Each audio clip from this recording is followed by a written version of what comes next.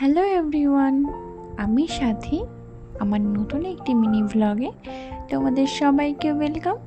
তো আজকে সকালবেলা ঘুম থেকে উঠেই দেখি ভালোই বৃষ্টি হচ্ছে, মনে হয় ভোরবেলা থেকে হচ্ছে। তো আমি ঘুম থেকে উঠে ফ্রেশ হয়ে নিলাম। তো ভালোই ঠান্ডা ঠান্ডা ওয়েদার, তো ভাবলাম আজকে সকালবেলা কিছু বানানো যাক। তো কী বানাবো ভাবনা চিন্তা করতে করতে ভাবলাম পরোটা বানাই, পরোটা তরকারি। তো সেটারই প্রস্তুতি নিচ্ছিলাম। তো আমি ভেবেছিলাম আলুর তরকারি করব, তো আমার শ্বশুরমশাই বললেন সয়াবিনের তরকারি করতে, কারণ উনি আলু অতটা পছন্দ করেন না। তাই ভাবলাম আলু দিয়ে সয়াবিন দিয়ে তরকারি করি।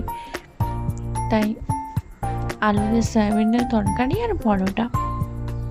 তো আমি ময়দাটা এখানে মেখে নিলাম, তারপরে সয়াবিনটা আমি সেদ্ধ করতে বসিয়ে দিয়েছিলাম। তারপরে সয়াবিনটা সেদ্ধ করে আমি ধুয়ে নিয়েছি, আর এখানে আমি গ্যাসটা জ্বালিয়ে কড়াইটা বসিয়ে দিয়েছি।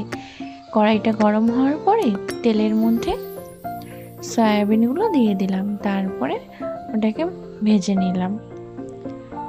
সয়াবিনটা ভাজার পরে যে ছোট ছোট করে আলুগুলো কেটে রেখেছিলাম সেগুলোও ভেজে নিলাম, আর আরেকদিকে পরোটা ভাজছিলাম। কিছুক্ষণ সময়ের মধ্যেই তাওয়াটা কীরকম পুড়ে গেল। জানো তো, এটা না আমার প্রথমবার পরোটা বানানো, আমি আগে কখনো পরোটা বানাইনি, মায়ের হাতেই খেয়েছি পরোটা। তো এই যে আমার ফাইনালি রান্না কমপ্লিট। তো ভিডিওটা ভালো লাগলে লাইক কমেন্ট শেয়ার করে দিও।